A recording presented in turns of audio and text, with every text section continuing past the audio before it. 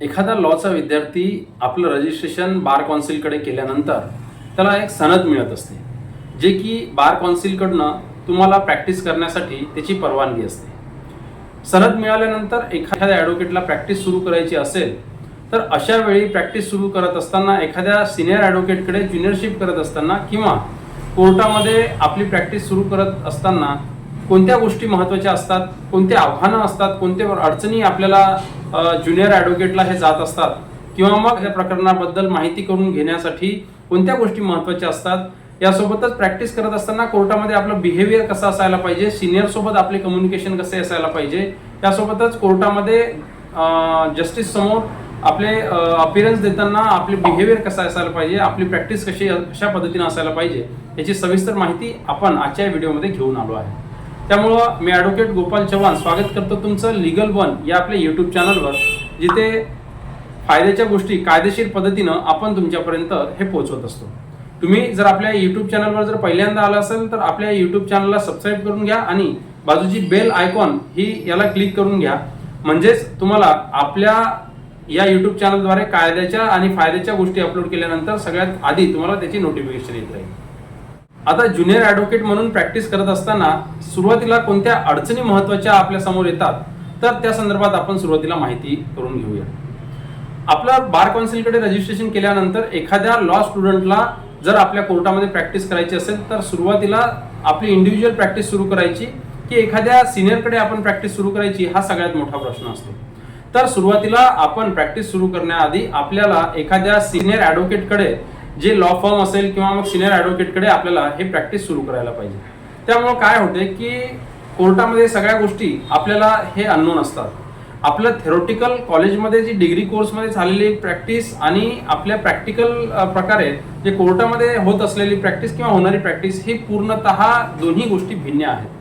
त्यामुळं जे नवीन नवोदित ॲडव्होकेट आहेत त्यांना एखाद्या चांगल्या सिनियरकडे, मग तुम्हाला प्रॅक्टिस कुणाकडे करायची आहे, म्हणजे प्रॅक्टिस कशामध्ये करायची आहे, जसं की तुम्हाला क्रिमिनल मॅटरमध्ये प्रॅक्टिस करायची आहे, तुम्हाला सिव्हिल मॅटरमध्ये प्रॅक्टिस करायची आहे, किंवा मग तुम्हाला इतर जे प्रॅक्टिस आहेत किंवा DDR ADC प्रॅक्टिस करायची आहे, किंवा मग तुम्हाला स्पेशल कन्झ्युमर कोर्टची किंवा मग तुम्हाला लेबर कोर्टची, इंडस्ट्रियल कोर्टची प्रॅक्टिस करायची असेल, तर अशामध्ये जर तुम्हाला प्रॅक्टिस करायची असेल तर तुम्हाला जो सिनियर ॲडव्होकेट तुम्हाला प्रॅक्टिस करायच्या असलेल्या फील्डमध्ये सिनियर असेल तर त्याच ॲडव्होकेटला तुम्ही जॉईन करायला पाहिजे. यासोबतच आता प्रॅक्टिसला एखाद्या सिनियर ॲडव्होकेटला जॉईन केल्यानंतर त्याच्यामध्ये अडचणी कोणत्या जातात त्या संदर्भात आपण सविस्तर माहिती पाहूया. आता अडचणी म्हणजेच काय, सिनियर सोबत ज्युनियरला प्रॅक्टिस करायची असेल तर कोर्टामध्ये सुरुवातीला त्याला बऱ्याचशा गोष्टींना सामना करावा लागतो. जसे की सुरुवातीला प्रॅक्टिस करत असताना कोर्टासंदर्भातली ज्या प्रोसेस आहेत, त्या प्रोसिडिंग आहेत, त्याच्यासाठी सगळ्या भिन्न असतात किंवा नवीन असतात. त्यामुळं सुरुवातीला कोर्टामध्ये प्रॅक्टिस करत असताना तुमच्याकडे कोणतेच स्वतःचे केसेस नसणार, तर अशा वेळी तुमचे सिनियरचे केसेस तुम्हाला हँडल करावे लागतात. तर सिनियरच्या केसेसला हँडल करत असताना त्याचे स्टेजेस काय आहेत, स्टेप्स काय आहेत, त्याची फायलिंग्स कशा पद्धतीने केलेली असते, फायलिंग्स केल्यानंतर त्याचे जे फाईल्स आहेत त्या फाईल्स कशा पद्धतीने त्याच्यामध्ये डॉक्युमेंट्स लावलेले असतात, त्यानंतर सगळ्यात महत्त्वाचे जे प्रकरण आहेत ते प्रकरण कोणत्या सेक्शन अंतर्गत ते दाखल केलेले असतात, फाईल केलेले असतात, त्यानंतर कोणते ऍक्ट आहेत, ते कोणते ऍक्ट महत्त्वाचे असतात, ह्या सगळ्या गोष्टींची माहिती सुरुवातीला 2-4 महिने हे आपल्याला फक्त पाहण्यासाठी जातो. कोणतं सिनियर ॲडव्होकेट जे आहेत हे तुम्हाला स्पेशल वेळ काढून तुम्हाला शिकवणार नाही, परंतु सिनियर ॲडव्होकेटकडे काम करत असताना सिनियर ॲडव्होकेटनी किंवा त्याच्या ज्युनियरनी कशा पद्धतीनं काम करत आहेत, कशा पद्धतीनं फायलिंग्स कंडक्ट करत आहेत, कलेक्ट करत आहेत, किंवा फायलिंग कोर्टामध्ये कशा पद्धतीनं अपियर करत आहेत, तारखा कशा होतात, यासोबतच मॅटरमध्ये प्रत्येक दिवसामध्ये जेव्हा हेअरिंग असते किंवा तारीखा असते तर तारखामध्ये कोणते स्टेज असतात, त्या केसचं किंवा त्या प्रकरणाचे स्टेज माहीत करून घेणं हे आपली जिज्ञासा आहे. त्यामुळे सुरुवातीला कोणत्याच गोष्टी माहिती नसताना नुसतं आपल्याला पाहायचे आहेत, कशा पद्धतीनं कामकाज चालतो, कशा पद्धतीनं ते फायलिंग्स असतात, प्रकरणं कशा पद्धतीनं होतात, क्लायंट सोबत कशा पद्धतीने कम्युनिकेशन केल्या जातात, प्रकरणांची माहिती कशा पद्धतीने दिली जातात, या सगळ्या गोष्टींचं सुरुवातीला ऑब्झर्वेशन करायचं आहे. आता बरेचसे ज्युनियर ॲडव्होकेट जे आहेत, हे ज्युनियर ॲडव्होकेटला सगळ्यात मोठी अडचण जाते ती फायनान्शियल कंडिशनची. आता जेव्हा आपण ज्युनियरशिप करत असतो तेव्हा त्यांना प्रत्येक सिनियरकडून हे मानधन मिळत असतो, किंवा मग प्रत्येक आपल्याकडे प्रकरणं तर नसतात, आपल्याकडे क्लायंट तर नसतात, मग ते प्रकरणं चालवण्यासाठी मग आर्थिक पाठबळ किंवा आर्थिक परिस्थिती कशा प्रकारे हँडल करायची हे सुद्धा महत्त्वाचे असतात. त्यासोबतच ज्युनियर ॲडव्होकेटला आपली आर्थिक परिस्थिती किंवा जे काही आपला दैनंदिन खर्च आहे तो खर्च कशा पद्धतीने मॅनेज करायचा हा सुद्धा मोठा प्रॉब्लेम किंवा मोठा आव्हान आहे. तर अशा वेळी तुम्हाला सोबत सोबत काम करत असताना काही लहान मोठे कामं सुद्धा तुम्हाला येत असतात. सिनियरचे कामं करत असताना तुम्हाला वैयक्तिक कामं सुद्धा असतात, जसं की तुम्हाला नोटरी करून देणं, एखादा अर्ज लिहून देणं, एखादा ॲफिडेव्हिट बनवून देणं किंवा मग एखादा तुम्हाला DTPचे वर्क्स असतात ते वर्क्स सुद्धा तुम्हाला ते सोबत सोबत पॅरलल टाइमला तुम्हाला करता येतात. म्हणजे तुम्हाला आर्थिक पाठबळ जे आहेत सिनियरकडून जर तुम्हाला मानधन किंवा काही प्रमाणात जर आर्थिक सहकार्य जर मिळत असेल तर ते तर उत्तम आहे. तशा सगळ्या सिनियर कडनं ते तुम्हाला आर्थिक सहाय्य मिळेलच असं नाही, कारण मॅक्झिमम सिनियरकडे असं म्हणणं असतो की त्यांच्याकडे जे नॉलेज आहे किंवा त्यांच्याकडे जे प्रॅक्टिस करतात तर त्यांना तो जो नॉलेज आहे तो नॉलेज तुमच्या आर्थिक सहाय्यापेक्षा खूप कितीतरी मौल्यवान असतो. त्यामुळं प्रत्येक सिनियरकडून तुम्हाला आर्थिक सहकार्य मिळेलच असं नाही. त्यामुळं अशा सोबत तुम्हाला शिकण्यासोबत तुमचं लर्निंग आणि अर्निंग हे दोन्ही गोष्टी कशा पद्धतीने मॅनेज करायचे हे तुम्हाला मी सांगितलं. त्यानंतरचा महत्वाचा विषय आहे की कोर्टामध्ये आपलं बिहेवियर कसा ठेवायचा, सिनियर सोबत कम्युनिकेशन करताना आपण कशा पद्धतीने आपलं बिहेवियर ठेवायचं आणि आपल्या क्लायंट सोबत वागताना किंवा क्लायंटला फेस करताना कशा पद्धतीने आपले कम्युनिकेशन स्किल असायला पाहिजे या संदर्भातली चर्चा करायची झाल्यास सुरुवातीला सिनियरकडनं सगळ्यात महत्वाची सिनियरला असते ती असते रिस्पेक्ट. सिनियरला द्यायची कोणती गोष्ट असेल तर ती असते फक्त रिस्पेक्ट. कारण आपल्याला सगळ्या गोष्टी आपल्याला घ्यायच्या असतात, परंतु आपल्याकडे देण्यासाठी एकच गोष्ट असते ती असते रिस्पेक्ट. त्यामुळं सिनियरला सगळ्यात जास्त आपण कशा पद्धतीने रिस्पेक्ट देतो, सिनियरकडून दिलेले डायरेक्शन कशा पद्धतीने आपण फॉलो करतो हे सगळ्यात महत्त्वाचे असतात. ज्युनियर म्हणून आपण जेव्हा प्रॅक्टिस करत असतो तेव्हा प्रत्येक गोष्टीला आपला पॉझिटिव्ह इम्पॅक्ट असायला पाहिजे. प्रत्येक गोष्टीला आपण आपल्याला सिनियरकडून जर एखादे डायरेक्शन मिळत असेल तर त्या गोष्टीला आपण कशा पद्धतीनं पॉझिटिव्हली करून घ्यायचं याच्यावरच आपलं डायरेक्शन असायला पाहिजे, आपलं डेडिकेशन असायला पाहिजे. त्यामुळं जर आपण पॉझिटिव्हली एखाद्या गोष्टीला जर घेत असेल तर नक्कीच आपण त्या गोष्टीला पॉझिटिव्ह करत असतो. त्यामुळे सिनियर सोबत बिहेवियर ठेवताना आपण एकदम पोलाइटली बिहेवियर ठेवायला पाहिजे. त्यासोबतच आपल्या बिहेवियरमध्ये कठोरता नसायला पाहिजे, इगो नसायला पाहिजे. यासोबतच आपल्याला शिकण्याची जिज्ञासा जर असेल तर त्या गोष्टी जाणून घेण्याची आपली वृत्ती किंवा मग आपला बिहेवियर तशा पद्धतीचा असायला पाहिजे. जर अशा पद्धतीचा जर आपला बिहेवियर जर असेल तर नक्की आपण आपल्या कामामध्ये किंवा आपल्या प्रॅक्टिसमध्ये हे प्रोग्रेस करणार आहे. यासोबतच क्लायंट सोबत आपलं बिहेवियर कसं असायला पाहिजे. बघा, क्लायंट हे वेगवेगळ्या प्रकारचे क्लायंट्स असतात. एखादा माणूस आपल्याजवळ एखाद्या मदतीसाठी येतो किंवा मग कायदेशीर बाबी घेऊन येतो तर त्याला त्या गोष्टीची काहीच माहिती नसते. अशाच आधारे आपल्याला त्यांना माहिती सांगायची असते किंवा मग त्याला फेस करायची असते. क्लायंटला फेस करताना त्यांच्यासोबत आपण अग्रेसिव्हली किंवा मग त्यांना आपण आपला मोठेपणा दाखवून जर आपण त्यांच्यासोबत कम्युनिकेशन केलं तर त्या क्लायंटच्या मनामध्ये आपल्या संदर्भात जी रिस्पेक्ट तयार व्हायला पाहिजे, जी रिस्पेक्ट किंवा जे रिलेशन्स तयार व्हायला पाहिजे ते रिलेशन्स तयार होणार नाही. त्यामुळं तुम्ही जसं सिनियर सोबत रिस्पेक्टने बिहेवियर ठेवता त्याच प्रकारे तुम्हाला क्लायंट सोबत सुद्धा रिस्पेक्टफुली तुमचं बिहेवियर असायला पाहिजे. एखाद्या गोष्टी समजत नसेल तर त्यांना कशा पद्धतीने समजून द्यायच्या, त्यांचे प्रॉब्लेम्स कशा पद्धतीने समजून घ्यायच्या, ह्या सगळ्यात गोष्टी महत्त्वाच्या ज्युनियरशिपमध्ये ठरत असतात. तर प्रॅक्टिस करताना ह्या गोष्टी अतिशय महत्त्वाच्या असतात. याच्यावरही ॲज अ प्रॅक्टिशनर म्हणून किंवा ॲज अ ज्युनियर म्हणून आपल्याला याच्यावर फोकस करायचा आहे. यासोबत आपल्यामध्ये प्रॅक्टिस करताना ज्युनियर म्हणून कोणते गुण आपल्यामध्ये डेव्हलप असायला पाहिजे किंवा कोणते गुण असायला पाहिजे हे सुद्धा आपल्याला यासाठी महत्त्वाचे आहे. तर सगळ्यात महत्त्वाचे गुण असतात ते म्हणजे जिज्ञासू वृत्ती. आता कोर्टामध्ये अनेक जे बाबी आहेत किंवा अनेक जे स्टेप्स आहेत हे खूप म्हणजे कॉम्प्लिकेटेड आहे.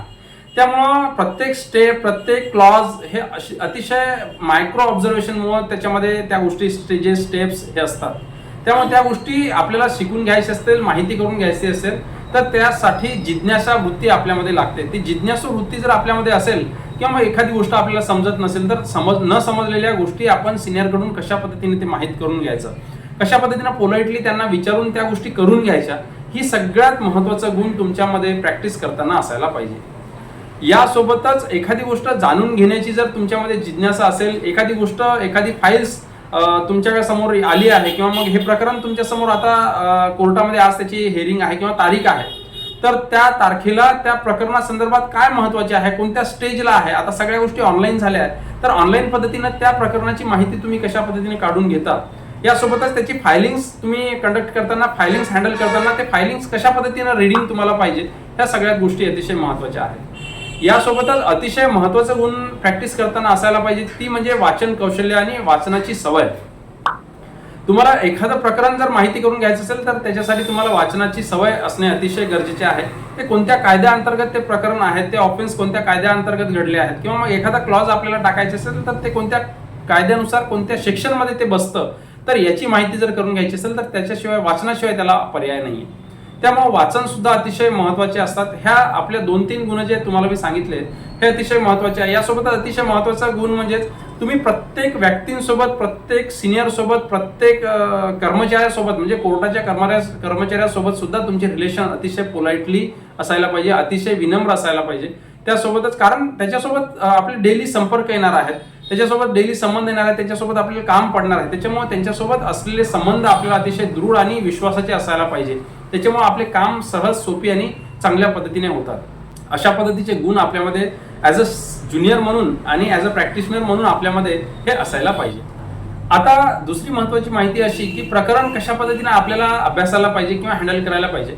बघा, आपल्याकडे सुरुवातीला ज्युनियर म्हणून प्रॅक्टिस करताना आपले प्रकरण येणार नाही, परंतु सिनियरचे प्रकरण जेव्हा असतात तर ते प्रकरणाला कशा प्रकारे अभ्यासायला पाहिजे, कशा प्रकारे हँडल करायला पाहिजे हा सुद्धा महत्त्वाचा विषय आहे. सिनियर ॲडव्होकेटला किंवा आपले जे सिनियर असतात त्यांच्या जर आपल्याला प्रकरण हँडल करायचे असतील तर त्या प्रकरणासंदर्भातली आपल्याला पुरेपूर माहिती असणे गरजेचे आहे. त्या प्रकरणातले आपल्याला ते प्रकरण कोणत्या कायद्याअंतर्गत सिनियरने फाईल केलं आहे, कोणत्या सेक्शनमध्ये ते फाईल केले आहेत, त्याच्यामध्ये कोणत्या गोष्टी महत्त्वाच्या आहेत, डॉक्युमेंट कोणत्या कोणत्या जोडल्या आहेत, त्यासोबतच सगळे फाईल्स त्याच्यामध्ये आपल्याला हे कव्हर होतात. तर ती फाईल्स पूर्ण A to Z त्याच्यामध्ये चाळायला पाहिजे. यासोबतच जेव्हा आपण त्यात एखाद्या प्रकरणाची आज हिअरिंग आहे तर त्या हिअरिंग कोणत्या स्टेजला आहे ते तुम्हाला ऑनलाईनला दिसतं. प्रत्येक डिस्ट्रिक्ट कोर्टला आज घडलेल्या डिस्ट्रिक्ट कोर्टच्या वेबसाईटवर तुम्हाला कोर्टमध्ये तुम्हाला ते सगळं ऑनलाईन पद्धतीने दिसतं. त्याच्यामध्ये पिटिशनर कोण आहेत, त्याच्यामध्ये रिस्पॉन्डंट कोण आहे, त्याच्यामध्ये रिस्पॉन्डंटकडून कोणते ॲडव्होकेट अपियर झाले आहेत, अप्लिकंटकडून कोणते ॲडव्होकेट अपियर झाले आहेत, त्यानंतर त्याच्यामध्ये लास्ट स्टेजला कोणत्या गोष्टी झाल्या आहेत, आता कोणत्या स्टेजला आहेत, त्यानंतर केस हिस्ट्रीमध्ये तुम्ही गेलात तर केस हिस्ट्रीमध्ये तुम्हाला सगळी डिटेल्स त्या प्रकरणाची माहिती मिळून जाते. या संदर्भातली एक व्हिडिओ आपण आधीच आपल्या युट्यूब चॅनलला दाखल केला आहे, त्याची लिंक मी तुम्हाला डिस्क्रिप्शनमध्ये देऊन देईल.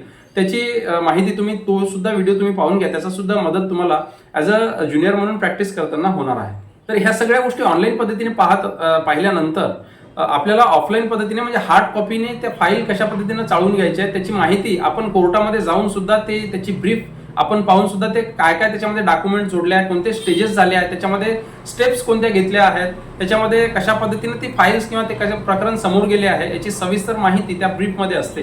त्यामुळे तुम्हाला कोर्टामध्ये जाऊन तुम्ही क्लर्ककडून सुद्धा तुम्हाला ते ब्रीफ भेटून पाहून तुम्हाला ती ब्रीफ सुद्धा ते अभ्यासता येतं. अशा पद्धतीने तुम्हाला एखाद्या प्रकरणांची सविस्तर माहिती ही करून घ्यायची आहे. त्यानंतरचा महत्त्वाचा मुद्दा असा आहे की ॲज अ ज्युनियर किंवा ॲज अ प्रॅक्टिशनर म्हणून तुम्ही प्रॅक्टिस करत असताना एखादं प्रकरण कोर्टामध्ये असेल, सिनियर सोबत तुम्ही कोर्टामध्ये चेंबरमध्ये गेला असाल तर त्या कोर्टाच्या चेंबरमध्ये तुमचं बिहेवियर कसं असायला पाहिजे, तेव्हा तुमचे काय महत्त्वाच्या गोष्टी तुम्हाला महत्त्वाच्या ठरतात तर त्याच्यावर सुद्धा आपण भाष्य करणार आहे. तर त्याच्या संदर्भातली माहिती करून घेत असताना आपण सिनियर सोबत जात असताना आपल्याला प्रकरणांची माहिती असणे गरजेचे आहे. ते प्रकरण घेऊन आपण सिनियर सोबत जात असताना आपण कोणत्या प्रकरणावर आपण अपियर होणार आहे किंवा कोणत्या प्रकरणात कोणत्या स्टेजेसमध्ये आपण आज आपले सिनियर हे त्याच्यामध्ये अपियर होणार आहे तर ते स्टेजेस माहीत करून घेणं गरजेचं आहे.